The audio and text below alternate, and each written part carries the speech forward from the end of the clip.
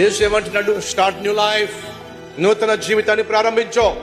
ఎవడైనా నువ్వు యేసుక్రీస్తు నందు ఉన్న ఎడల నూతన సృష్టి, పాతవి గతించెను, సమస్తము క్రొత్తవాయెను. ఈరోజు మనలో ఎవరైనా ఉన్నారా? అద్భుతం జరగాలి. ఏ అద్భుతం జరగాలి? నీకే తెలుసు ఆ అద్భుతం దేవుడు చేయగలడా? అయితే అద్భుతం నీ జీవితంలో జరగాలంటే ముందు నువ్వేం చేయాలి?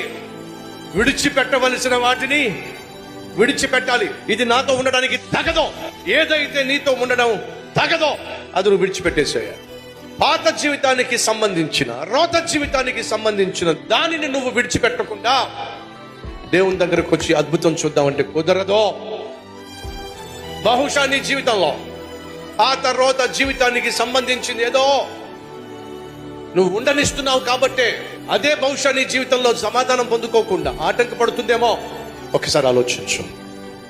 ఏదైతే ఈరోజు నీ జీవితంలో శరీర సంబంధమైన దాన్ని నువ్వు ఉండనిస్తున్నావో దాన్ని నువ్వు వేరు చేసుకోకుండా దేవుని దగ్గర నుంచి అద్భుతం పొందుకోవడం అసాధ్యం. యేసు ఏమంటున్నాడు? Start new life.